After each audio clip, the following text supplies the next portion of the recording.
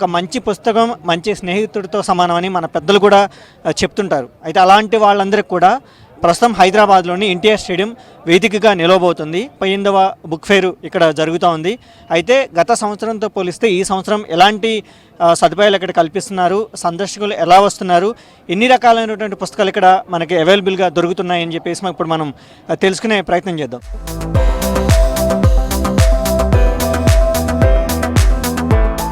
38వ Hyderabad books fair కార్యక్రమం అనేది మొదలైంది. ప్రస్తుతం మనతో పాటు ఇక్కడ జనరల్ సెక్రటరీ వాసు గారు ఉన్నారు. వాళ్ళని అడిగి మరిన్ని విషయాలు తెలుసుకుందాం. ఎలాంటి స్పందన కనిపిస్తుంది ప్రజల నుంచి? గత సంవత్సరంతో పోల్చినప్పుడు హైదరాబాద్ బుక్ ఫేర్కు చాలా స్పందన కనబడుతుందండి. హైదరాబాద్ బుక్ ఫేర్లో మార్పులు చేసుకుంటూ వస్తున్నాము. దానికి అనుగుణంగా ఇక్కడ యూత్ కానీ లేకపోతే మధ్య వయస్కులు కానీ చిన్నపిల్లలు కానీ ప్రతి వాళ్ళు హైదరాబాద్ బుక్ ఫేర్కు వచ్చి సందర్శించి వారికి కావాల్సిన పుస్తకాలు కొనే వాళ్ళ సంఖ్య రోజు రోజుకు పెరుగుతుంది. బుక్ ఫేర్ అంటే ఒక బ్రాండ్గా మనకు ఈ 37 సంవత్సరాలుగా ఏర్పడింది. అదే కాకుండా ఈ పుస్తకాలు అన్ని పుస్తకాలు ఒకే దగ్గర దొరుకుతాయి, మనం సెలెక్ట్ చేసుకొని పోవచ్చు, కొనుక్కొని పోవచ్చు అనే ఒక ఆలోచనతో ఎక్కువ మంది వస్తున్నారు. ఈరోజు గ్రౌండ్ చాలా ఫుల్గా కనపడుతుంది. గతంలో ఎప్పుడూ లేదు. లాస్ట్ ఇయర్ దాదాపు 3.5 లక్షల మంది యూత్ వచ్చారనేది మా అంచనా. ఈసారి అది 5 లక్షల మంది యూత్ వస్తారు. ఇంకా మిగతా పిల్లలు కానీ పెద్దలు కానీ ఒక 10 లక్షల మంది వస్తారు. ఒక 15 లక్షల మంది వచ్చే అవకాశం ఉందనేది మా కమిటీ అభిప్రాయపడింది. వారికి తగినట్టుగా అన్ని ఏర్పాట్లు సకల సౌకర్యాలు మేము ఈ బుక్ ఫేర్లో కల్పించాము. చాలా 3 నెలలుగా శ్రమించి మా కమిటీ మొత్తం దీని మీదనే కేంద్రీకరణ చేసి మొత్తం అన్ని పనులను పూర్తి చేసి ఈరోజు అందరికీ ఆహ్లాదకరమైన వాతావరణంలో ఈ బుక్ ఫేర్ని సందర్శించే అవకాశం అందరికీ కల్పించాం. అంటే ఈ 38వ బుక్ ఫేర్లో ఎలాంటి పుస్తకాలు ఇక్కడ మనకు దొరుకుతున్నాయి సార్? ఈ 38వ బుక్ ఫేర్లో ఇండియాలో ఉన్న మన ప్రాంతీయ భాషలు అన్ని భాషల పుస్తకాలు ఈరోజు ఉన్నాయి. దాదాపుగా 13 రాష్ట్రాల నుంచి ఈరోజు స్టాల్స్ మనకు ప్రాతినిధ్యం ఉన్నాయి ఇక్కడ మన బుక్ ఫేర్లో. తెలుగు మనకు ఆంధ్రప్రదేశ్ కానీ తెలంగాణలో కానీ ఎక్కువ స్టాల్స్ ఉంటాయి. మిగతా 13 రాష్ట్రాల నుంచి అన్ని భాషల పుస్తకాలని ఈరోజు తీసుకొచ్చి ఇక్కడ పెట్టారు. మన హైదరాబాద్ అంటేనే మినీ ఇండియాగా ఉంటుంది. ఇక్కడ అన్ని భాషల ప్రజలు ఉంటారు. వారందరూ కూడా ఈ బుక్ ఫేర్ సందర్శిస్తారు ప్రతి సంవత్సరం. హైదరాబాద్ బుక్ ఫేర్ ఏర్పడిన దగ్గర నుంచి కూడా ఇదే డిసెంబర్ మాసంలో ఇదే చివరిలో జరుగుతుంది. అన్ని పండుగల్లాగే ఇదొక పుస్తక పండుగ ఈ డిసెంబర్లో ఉంటుందని ప్రతి ఒక్కరికి ఆ బ్రాండ్ తెలిసిపోయింది. అందుకనే ప్రతి ఒక్కరు ఈ డిసెంబర్ చివరిలో ఈ పుస్తక మహోత్సవం ఉంటుంది, మనం వెళ్ళాలనే ఒక ఆలోచన కలుగుతుంది, వస్తున్నారు. అయితే సార్ ఇక్కడ మొత్తం ఎన్ని స్టాల్స్ ఏర్పాటు చేశారు సార్? ఎలాంటి స్టాల్స్ ఉన్నాయి, అందులో ఎన్ని రకాల స్టాల్స్ ఉన్నాయి? ఇక్కడ మొత్తం స్టాల్స్ 368 స్టాళ్ళు. దీంట్లో గవర్నమెంట్కు 20 స్టాళ్ళు ఉన్నాయి. ఆ 20 స్టాళ్ళల్లో కూడా మనకు అంధ్యశ్రీ గారు పేరే పెట్టాం. అంధ్యశ్రీ ప్రాంగణంగా ఈరోజు నామకరణం చేసాం. అట్లాగే ఆయనకు ఒక స్టాల్ కేటాయించాం, గద్దర్ ఫౌండేషన్కి ఒక స్టాల్ కేటాయించాము. ఇది కాకుండా మన హెల్త్ క్యాంప్కి ఒకటి మనం స్టాల్ కేటాయించాం. ఇది కాకుండా మీడియాకు ఒక స్టాల్ కేటాయించాం, మీడియా పాయింట్కి. అలాగే మీడియా వాళ్ళకు ఒక 10 స్టాళ్ళు ఇచ్చాం. ఇక్కడ రాష్ట్ర గ్రంథాలయ చైర్మన్ డాక్టర్ రియాజ్ గారు ఉన్నారు. అయితే దీని యొక్క ప్రత్యేకత ఏంటి, ఇక్కడ ఏమేమి బుక్స్ దొరుకుతాయని సార్ మాటల్లోనే తెలుసుకుందాం. సార్ చెప్పండి సార్, ఈ స్టాల్ యొక్క ప్రత్యేకత ఏంటి సార్? మానవ నాగరికత ఆర్జించిన సమస్త జ్ఞానాన్ని పుస్తకాలే క్యారీ చేస్తూ ఉంటాయి. శాస్త్ర సాంకేతిక రంగాలు కావచ్చు, సామాజిక శాస్త్రాలు కావచ్చు, ఆధ్యాత్మిక విషయాలు కావచ్చు, ఆర్థిక విషయాలు కావచ్చు, రాజకీయ విషయాలు కావచ్చు. మనకేమంటూ ఉంటామంటే ఒక పుస్తకం చదవడం ఏదైతుందో అది 100 జీవితాల యొక్క అనుభవాలని ఒక పుస్తకంలో తీసుకునే అవకాశం ఉంటుంది. ఆ నేపథ్యంలోనే ఈ పుస్తకాలకు సంబంధించిన పరిణామక్రమం ఏదైతుందో దాన్ని ఇక్కడ మనం చూపెట్టే ప్రయత్నం చేశాం. ఇందులో మ్యానుస్క్రిప్ట్ డిపార్ట్మెంట్కి సంబంధించినది.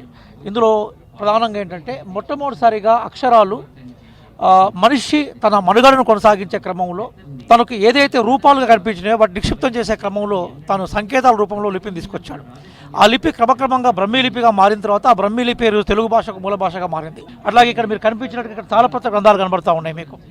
వీటిని రాయడానికి సంబంధించిన గంటలు ఏవైతున్నాయో అంటే what are the instruments they used వాటిని కూడా ఇక్కడ ప్రదర్శన పెట్టాం. ఆ రోజుల్లో ఏ పుస్తకాలు అయితే ప్రచురితమైనాయో ఆ పుస్తకాలను మొత్తం ఇక్కడ ప్రదర్శన పెట్టే ప్రయత్నం చేసాం. అత్యంత ప్రాచీనమైన పుస్తకాలు అంటే తొలి దశలో పుస్తకాలు వచ్చినప్పుడు అప్పుడు మన దగ్గర నిజాం టైంలో పుస్తకాలకు సంబంధించిన లైబ్రరీస్ కొన్ని పెట్టారు. గ్రంథాలయ ఉద్యమం కూడా తెలంగాణలో వచ్చింది. కాబట్టి మొట్టమొదటిసారిగా వచ్చిన పుస్తకాలు ఏవైతున్నాయో ఆ పుస్తకాలకు సంబంధించిన ఆనవాళ్ళు నమూనాలు పెట్టాం. ఇప్పుడు మీరు ఒకసారి ఈ పుస్తకాన్ని చూడండి. ఈ పుస్తకం ఇది 1611 సంవత్సరం. అంటే లిపి స్టార్ట్ అయినాక పుస్తకాల ప్రచురణ స్టార్ట్ అయిన తర్వాత ఫస్ట్ టైం వచ్చిన పుస్తకాలుగా మనకు కనిపించాం. ఇక్కడ మీకు కనబడతా ఉన్నది 1611. అంటే దాదాపుగా పుస్తకాలు మొట్టమొదటిసారిగా ఏషియా ఖండానికి వచ్చినప్పుడు బ్రిటిష్ సామ్రాజ్యం ఈ ప్రాంతంలో పరిపాలన కొనసాగిస్తూ ఉన్నప్పుడు ఏ పుస్తకాలు అయితే వచ్చాయో ఆ పుస్తకాలను కూడా మేము ఇక్కడ పెట్టాము. ఎందుకోసం అంటే ఒక రైటర్ ఒక పుస్తకాన్ని రాసే క్రమంలో, ఒక పబ్లిషర్ ఒక పుస్తకాన్ని పబ్లిష్ చేసే క్రమంలో విపరీతమైన శ్రమ ఉంటుంది. ఆ శ్రమకు సంబంధించిన ఒక పరిణామ క్రమం ఉంటుంది. ఆ పరిణామ క్రమానంతా కూడా ఇక్కడ మేము ప్రదర్శించే ప్రయత్నాన్ని చేయడం కోసమే ఈ పుస్తకాలను కూడా డిస్ప్లే చేశాం. ఈరోజు మనం డిజిటల్ యుగంలో ఉన్నాం. డిజిటల్ యుగం అంటే ఏంటి అంటే ఈ పుస్తకాల్లో ఉండే సమాచారాన్ని డిజిటల్ రూపంలో తీసుకున్నాం. కానీ పుస్తకానికి ఉండే విలువ పుస్తకానికి ఉంటుంది. పుస్తకాన్ని చదవడంలో, పేజీలు తిప్పివేయడంలో, ఆ పేజీల్లో ఉండే అక్షరాలను మనం ప్రేమించే క్రమంలో, ఒక చనుబాలను తీసుకుంటున్న బిడ్డ తల్లి పాలను ఎట్లా గొప్పగా ఆస్వాదిస్తుందో ఒక పుస్తకాన్ని చదివే ఆనందం అంత గొప్పగా ఉంటుంది. కాబట్టి డిజిటల్ టెక్నాలజీ అట్లాగే ఇంటర్నెట్ ద్వారా వచ్చే బేసికల్గా మనకు మొబైల్లో చూసే పేజీలు పుస్తకాలకు ఆల్టర్నేటివ్ కాదని మేము అనుకుంటాం. కానీ బేసికల్గా అవి నీకు రెఫరెన్స్ మెటీరియల్ ఇస్తుంది, కానీ పుస్తకాలు నీకు వాస్తవ జ్ఞానాన్ని ఇస్తుంది. కానీ ప్రధానంగా కాంపిటేటివ్ ఎగ్జామ్స్కు ప్రిపేర్ అయ్యే పిల్లలు కానీ ఫిక్షన్ని అంటే కథల్ని సాహిత్యాన్ని ప్రేమించే వాళ్ళకు పుస్తకాలు గొప్పగా ఉంటాయి. ఇక్కడ ఒక అద్భుతమైన అంశం ఏంటంటే మేము భారత రాజ్యాంగాన్ని ఇక్కడ ప్రదర్శనకు పెట్టాం. ఇది ఒరిజినల్ స్క్రిప్ట్ అంటే భారత రాజ్యాంగం ఏదైతుందో అది చేతి రాతతో రాయబడ్డ స్క్రిప్ట్గా మనం చూసుకోవాలి. చాలామందికి భారత రాజ్యాంగం పేరు వింటారు కానీ ఒరిజినల్ భారత రాజ్యాంగం యొక్క రూపం తెలియదు. ఇక్కడ మీ పేజీలను చూసినప్పుడు భారత రాజ్యాంగం యొక్క ఒరిజినల్ ఫేస్ ఏదైతుందో ఇక్కడ మీకు కనపడుతుంది. ఇవన్నీ కూడా అక్షరాలు. అలాగే మనకు భారత రాజ్యాంగ పరిషత్తులో ఎవరైతే పాల్గొన్నారో వాళ్ళకు సంబంధించిన సంతకాలు కూడా ఒరిజినల్ సంతకాలు ఇక్కడ మనం తీసుకున్నాం.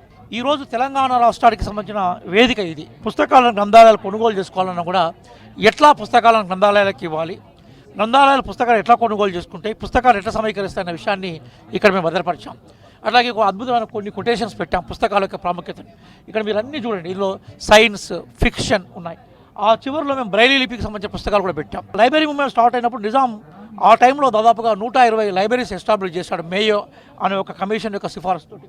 ఆ పుస్తకాలకు సంబంధించిన వివరాలు కూడా ఇక్కడ ఇచ్చాం. అట్లాగే మేము మొట్టమొదటిసారిగా గ్రంథాలయాలకు మీరు ఎందుకు రావాలి అన్న విషయాన్ని మేము పరిచయం చేస్తూ తెలుగు భాషలో అట్లాగే ఇంగ్లీష్ భాషలో మేము ఒక పాంప్లెట్ ఇస్తాం.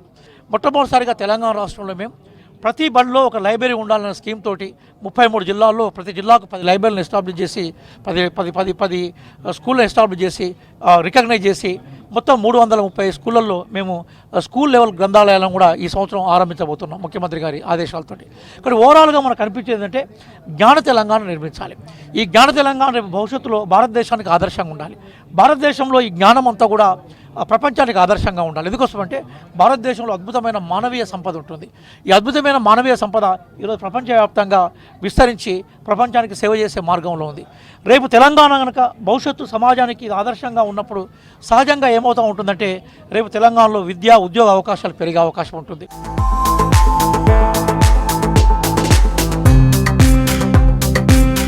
ప్రస్తుతం మనం చూడొచ్చు ఇక్కడ మనకి చాలా క్రౌడ్ మనకి కనపడతా ఉంది ఎన్టీఆర్ స్టేడియంలో.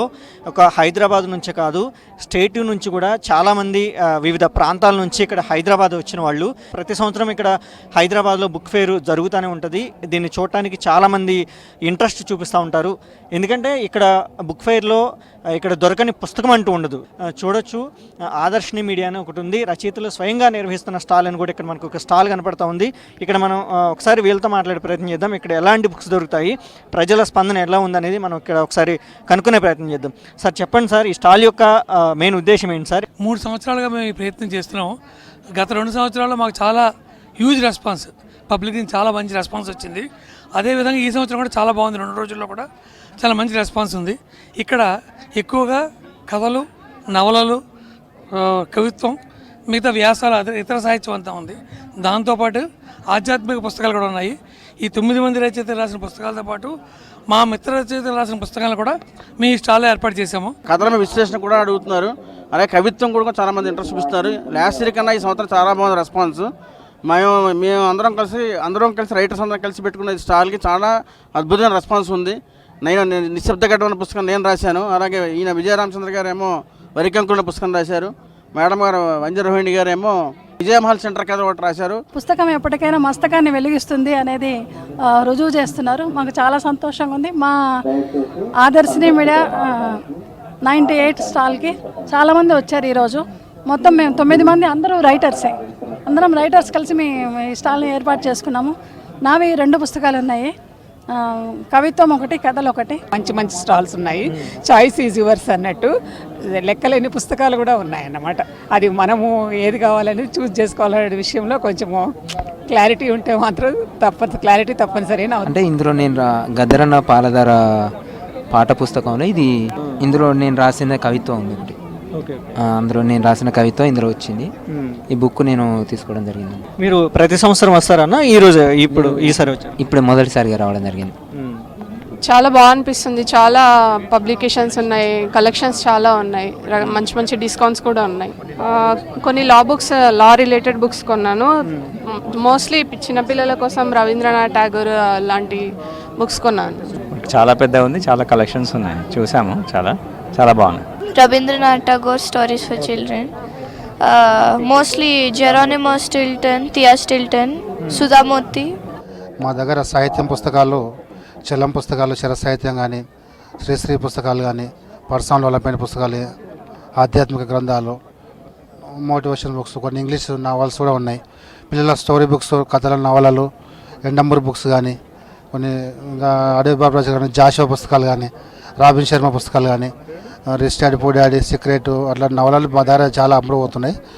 మిల్లెట్స్ కూడా శ్రీదయాలు కూడా మంచి బుక్ అది. ఈ మధ్యకాలంలో బాగా ట్రెండ్ అయింది ఏంటంటే ఈ అమ్మడేలో కొన్ని పేజీలు రవి మంత్రి కడలి పుస్తకాలు, అవి కొన్ని 19 లవ్ స్టోరీ, అయోధ్య చేరిన కృష్ణ, అట్లాంటి పుస్తకాలు బాగా సేల్ అవుతున్నాయి. కొన్ని ఇంటీరియర్స్కి సంబంధించిన కొన్ని జర్నల్స్ కానీ బుక్స్ కానీ సెర్చ్ చేస్తున్నాను. ఇంకా ఏంటంటే కొద్దిగా స్టాక్ మార్కెట్కి సంబంధించిన కూడా ఇక్కడ చాలా అవైలబుల్ ఉన్నాయి. లాస్ట్ ఇయర్ కూడా ఒక 2-3 బుక్స్ తీసుకున్నాను. సో ఏమైనా కొత్త ఉన్నాయేమో అని ఇంకా సెర్చ్ చేస్తున్నాను. ఎవ్రీ ఇయర్ ఇంప్రూవ్ అవుతూనే ఉంది. ఈసారి చాలా బాగుంది, అంటే నీట్గా, చాలా టైడీగా, క్లీన్గా ఉంది. So I'm very happy.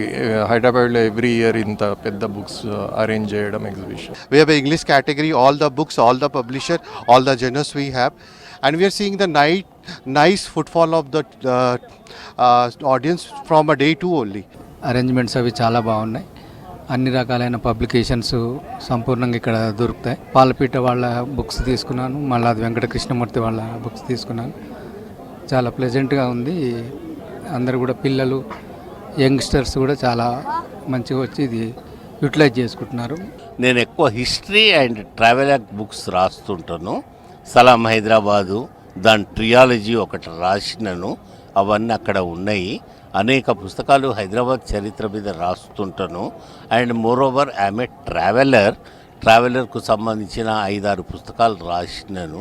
కవిత్వం, కథలు రాస్తున్న కొత్త పిల్లలు కూడా చాలా మంది వస్తున్నారు. వాళ్ళ పుస్తకాలు కూడా ఇక్కడ షాప్స్లో అందుబాటులో ఉన్నాయి.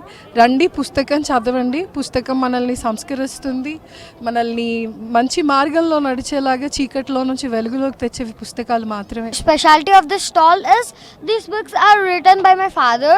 From the year 2012 we are running this company, and this book is Your Willpower You, and we have one magazine also. Every year that magazine will come. This is very useful magazine for all the kids and adults. Like we have various types of contents, case studies, and bio sketches about people. Like we people face many challenges in our lives. It's మేము ఏం చేస్తున్నామంటే creative writing పిల్లలకు instil చేయడానికి కోసం అని చెప్పి మేము competitions conduct చేస్తుంటాం.